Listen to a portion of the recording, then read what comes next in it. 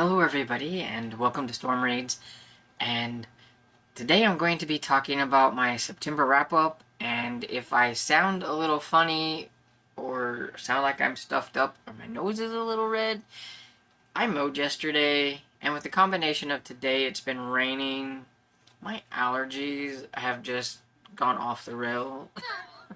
I was hoping by now it would kind of clear up a little bit, but I still got the snifflies and everything.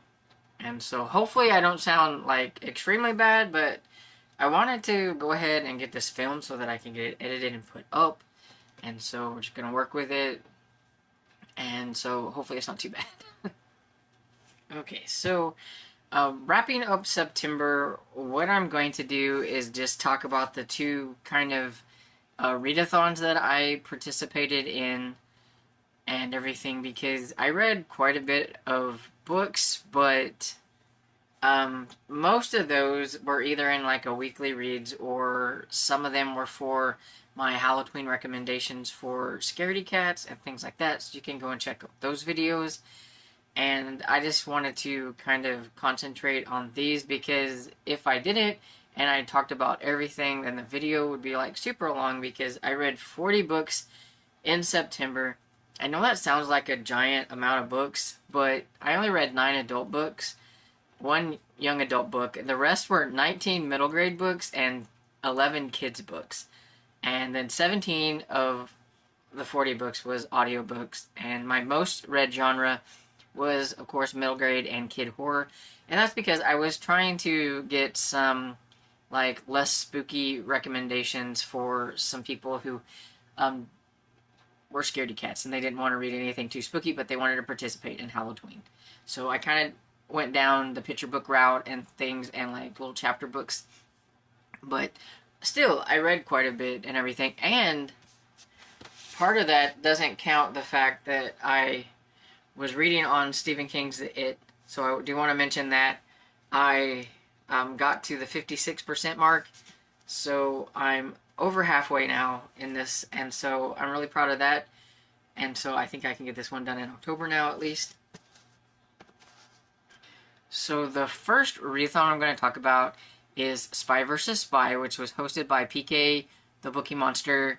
And this was her first readathon that she like hosted, and it was for the whole month of September. And you were supposed to just read like spy books and things like that. Any kind of spy books. It could be adult, young adult, middle grade, anything, just spy books. And so I got 4 spy books done, which I thought was pretty good for me.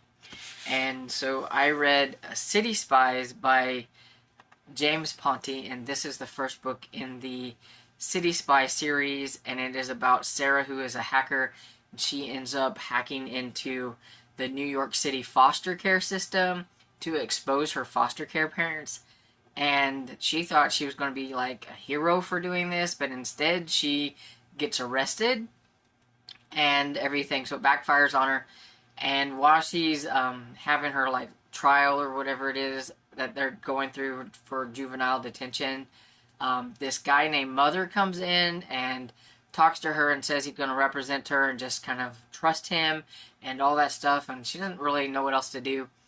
And he ends up being a British spy, and he has a group of young spies in the MI6 program, and they needed a hacker, and so that's why he's grabbing her. And so she gets a different kind of home being with these other kids that are doing the same kind of thing that she's doing. And yeah, it was pretty fun. I enjoyed it. It's a chunky one. And I can't wait to get to the next one. I think there's like 5 in this series, so, or at least as of right now. And then I read an adult one called Alias Emma by Ava Glass. And this one was one that PK really enjoyed, so I thought I'd give it a try, and I listened to this one. And it's about Emma, who is a new agent, and she gets her first major assignment, and so she's really eager. But it's a pretty tough one, because there are some Russian dissidents, and so Russia is not very happy about them. and they're trying to like get them to come out into the light so that they can get them, and they're going to try to get to their son. And so Emma's job is to get the reluctant son to come with her so that she can, or get him to a place of safety. And he really does not want to go. He does not believe in all that stuff. But there are some assassins after them, and she has to try to keep under the radar in like the most filmed like camera security city in the world. So she's supposed to try to stay out of the camera sight, which that's really tough. So she had a pretty tough first job, and I thought it was pretty interesting. There is a second book out that just came out this year, and so I would like to get to that at some time. And the next one was Mrs. Smith's Spy School for Girls by Beth McMillan, I think. McMullen. And so this is about a girl, Abigail, who finds out that the new boarding school that she is going to is, maybe it's a school for spies. And she also finds out why she's there, that her mother has disappeared, and what does her mother have to do with this school that she has sent her to, and she has to kind of get her small group of friends to try and help her figure out what happened to her mother and where her mother's gone. And so, yeah, it was pretty good. I liked it. It's the first in a trilogy, I believe.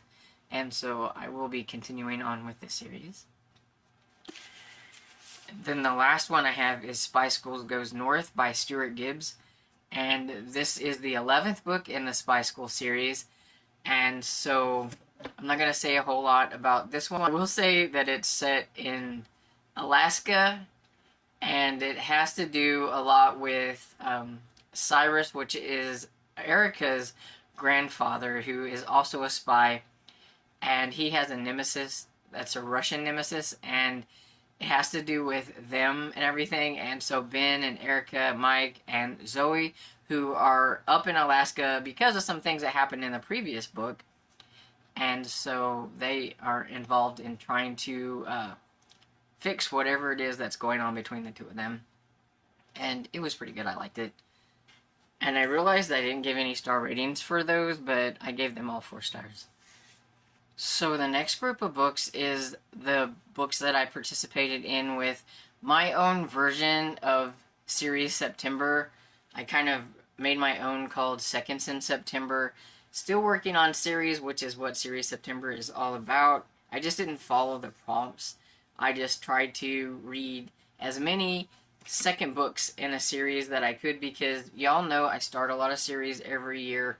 You see this whenever I do my quarterly wrap-ups for my series and everything. And my one problem is that I don't read enough of the second book. I read tons of first books and then I never get to them. So I wanted to try to challenge myself to read some. And I read 12, which I think is fairly good. Considering that I did read a whole lot of other things, but I did manage to get at least 12 book 2s in. And I will try not to say book 2 every time I talk about a book, but I'm probably going to, so just know that going in. So the first book that I have is Game by Barry Lyga, and this is part of the I Hunt Killer series, and I can't really say a whole lot about this one because it would spoil things. This is a trilogy, and it's about Jazz, who, his father is a serial killer, and his father had no qualms about, like, taking him to, you know, do the things that he did. So Jazz is a little messed up. He doesn't want to be like his father, but he's afraid because of all the stuff that he witnessed as a child that he is going to turn out like his father. So he does everything that he can to try not to be like that. And so he's decided to hunt killers instead. And so that's pretty much what this is about. But it also has a lot to do with his father and trying to, you know, him trying to get out of his head that he's going to be like his father and everything. I'm really curious to see how the third one's going to go and how it's going to wrap it up. I give this one 4 stars, and I can't wait to get to the next one because it kind of left me on a cliffhanger. The next one is Skandar and the Phantom Rider by A.F. Stedman. And so this one, we know that Skandar has a forbidden magic from the first book, and even though he has helped save the day, people still don't like him. They're a little bit wary of him. He does have his little friend group that he started out with, and they trust him for the most part, but they're still afraid of his gifts because he does have a magic type that is very dangerous. And in this one, it's just more of him trying to prove his worth, and there is this Phantom Rider that is trying to cause trouble, and the person from the first, which has ties to him, and I can't say, you'll just have to read the books, but yeah, he's, still just, trying to prove that he can do things good instead of bad, and I liked it, I enjoyed it. I'm kind of curious to see how it'll go in the next book, and I give this one 4 stars too. The Raven Thief by Gigi Pandian. This is the Secret Staircase series, and I don't really think this series is for me. I think out of all of these that I read with the second book, that I think this one was one I wanted to try to see if I would like the series or not. The first one was just okay, but for me, this one just doesn't really feel like a cozy mystery series, and even the covers don't feel cozy. I think that a lot of people will enjoy this book, but for me, it didn't have enough of that, like, cozy feel. And I read a lot of other mysteries, so whenever I go for a cozy mystery, I want a certain type of cozy, and I want to feel that, small town cozy feel. And I just didn't get that from this one. And there's very little talk about the secret staircase business or anything like that. And so, yeah, I gave this one like 3 stars, but I don't think I'm going to continue with this series. I think I'm going to just put this in the DNF'd series. And I know it'll work for others, it just didn't work for me. And then Mrs. Jeffries Does for Clues by Emily Brightwell. This is part of the Mrs. Jeffries series. Trying not to say 2, the second book. You can tell. And I really like this one because Mrs. Jeffries is the housekeeper to a detective, and he's not necessarily a bumbling detective, but he's sort of. And I don't like it usually whenever they make the detective a little bit like that, but it's handled really well in this series because Mrs. Jeffries finds a way to get the clues to him, get what she's figured out to him so that he can go and investigate, kind of pushes him in the right direction. It's not that he doesn't know what he's doing or not doing things correctly, but maybe he's not quite gotten to what she's figured out, and she tries to, get him over to the right way, and along with the other people in the household that work for him. And it's just fun. I like Mrs. Jeffries. It makes me chuckle sometimes. And so I give that one 4 stars as well. And the next one I have is Making the Team by J. Scott Savage. And this is from the Case File 13 series. And I have talked about this series before, and I think I said that I thought it was going to be one of those series where you didn't have to read it in order, because I thought it was going to be just different books in a case file or whatever. But upon reading the second one, which is why you should do these things, I found out that it involves the same characters from the first book, just adds 3 girl characters to it, so now we have 6. But it talks all about what happened to Nick in the first book, and so if you hadn't read the first book, you might be a little confused and wonder what on earth happened to Nick. So you do really need to read these in order. And this one is kind of a mad scientist Frankenstein type book that these kids get involved with when they discover that there have been some bones that have been dug up in a cemetery. They're big monster horror fans, and so they're curious about what happens, and they start looking into things. This one school that has football players that are like huge compared to the other middle graders, and they're like, something's up with this. And so they go to investigate that, where they find all this stuff that's happening, and it was pretty fun. I give it 4 stars. And then the next one I have is Quest Kids and the Dark Prophecy of Doug by Mark Lakeness. I'm probably pronouncing his name wrong, but in the second book, we have Ned and the group here. It's been 6 months since the first one, whenever they were questing about a dragon with golden pants, and you would just have to read that to find out what was going on. But they're adventure seekers, questers, and Ned's parents have been missing. They were missing in the first book, and they've decided to take time off of normal questing and try to find out where his parents are. And so this is pretty much all about them questing to find his parents, and they find out about this dark prophecy of Doug, and they meet a pirate, Helen, and she says she's a pirate, but she's not really much of a pirate because she can't even steer a boat. And they just get into all kinds of things and adventures, and it's just humorous. It's funny. You don't need to take it very serious, and it's full of graphics. So we've got like a lot, almost on pretty much every page has some kind of graphic. So even though it's kind of chunky, it's very fast to read. You'll get it done really quickly. And I think kids that like questing books and adventure books would really think this is a lot of fun, because it made me chuckle quite a few times. I give it 4 stars. And then I have The Big Flush by Julie Buxbaum, and this is I'm just going to say, it's the second book in the Area 51 files, and this one is about Sky, who in the first book she had to move to Area 51 to live with her uncle, where she discovers that aliens do exist and they are all in Area 51. And it's about her and a few friends that she's made while she's there, and there's the mysteries that they get involved in. There's always a little bit of a mystery, and then this one, some newcomers to Area 51 tell them about this big space toilet that is headed their way, and it's supposed to hit Area 51. And so they're trying to figure out like where it is, what's going on with it, and did somebody have something to do with it? Are they conspiring with some aliens to try to destroy Area 51?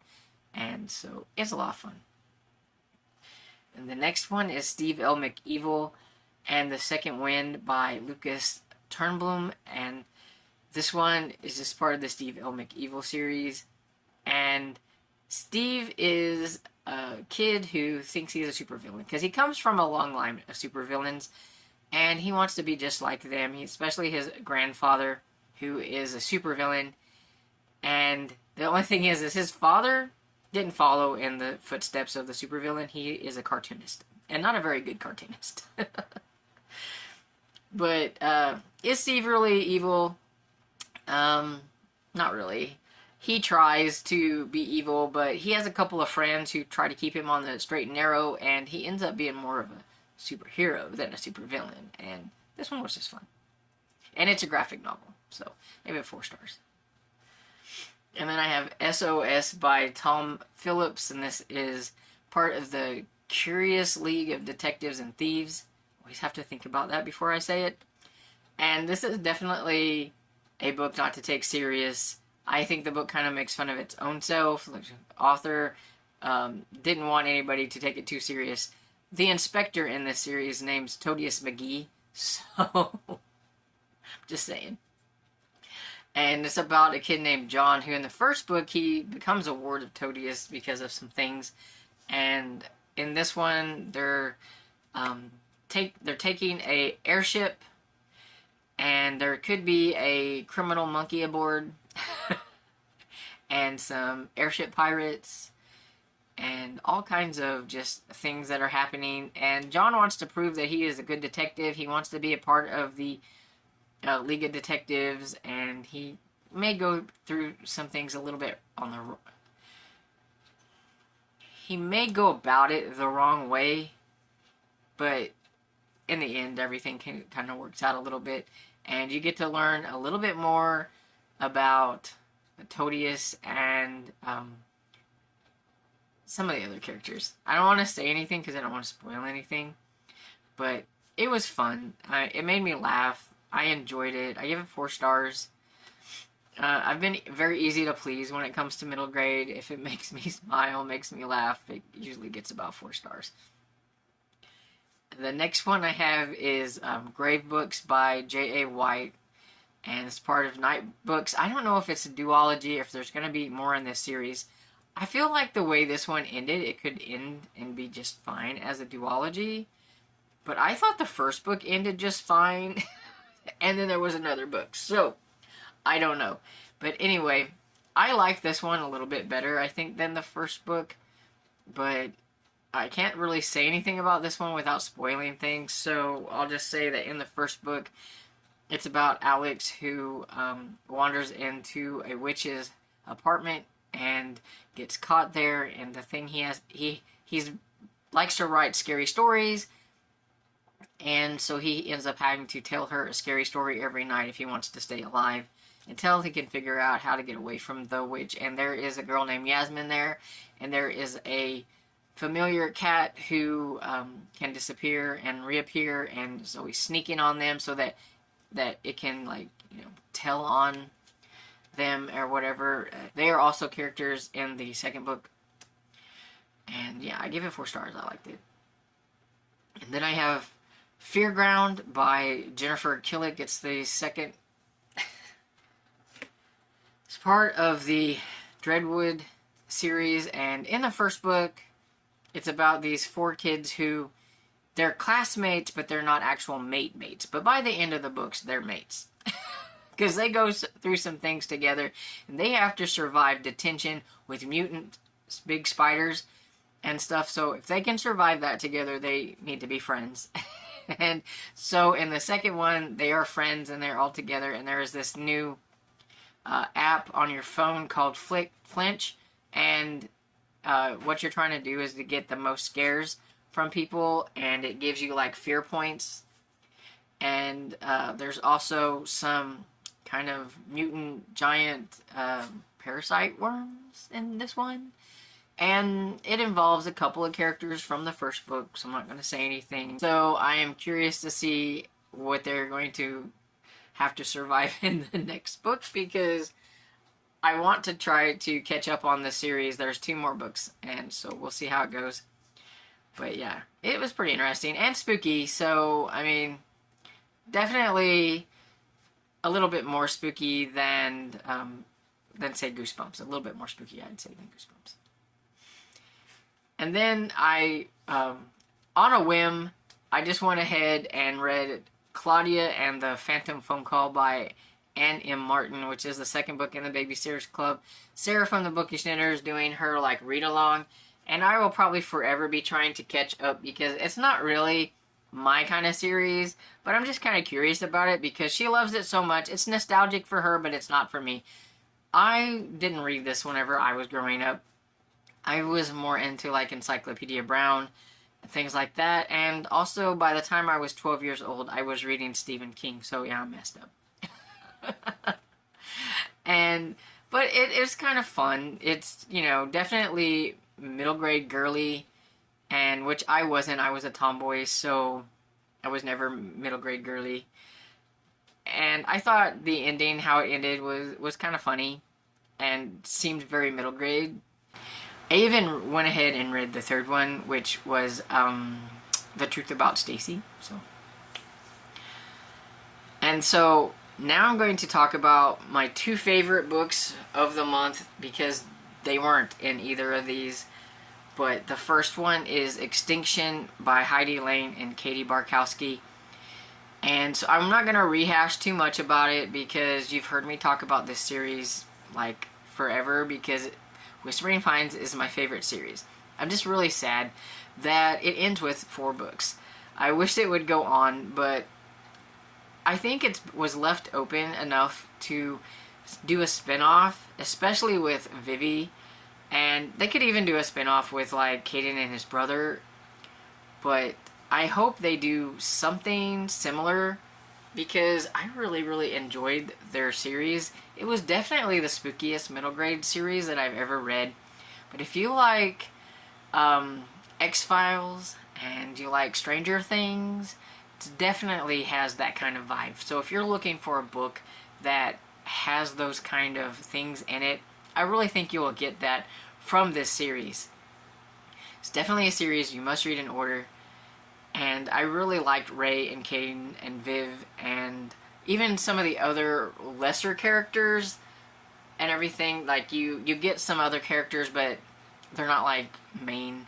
They're like even secondary to the secondary type, but they're still pretty interesting characters. And you got some really creepy creatures and all that kind of good stuff. And I just really enjoyed it. And so I give this one 5 stars. The next one is a reread for me, and it's Slashing Through the Snow by Jacqueline Frost, the 3rd book in the Christmas Tree Farm series. You've heard me talk about the Christmas Tree Farm series a lot, especially if you hang out with Tiffany and me when we did a live, and so I'm not going to really say much about this, but it is definitely very Christmassy, very whimsical. I don't do a lot of Christmas, but I really do like this series. It is definitely like gives you the big Christmas feel. So if you like that kind of stuff, has these really fun reindeer games, has Holly and her parents, and I just really like the very cozy feel. Now this is like, you know, that quintessential cozy mystery feel that I really like. And so upon reread, it still gets 5 stars. And so yeah, that's all the books that I'm going to talk about today, and even at that, it went fairly long, so have you read any of these books that I've talked about? Please let me know what you thought about them down in the comments, and let me know what some of your favorite books were from September, and I hope you enjoyed this video, and if you did, please give it a thumbs up and subscribe, and I will see you all in the next video. Bye!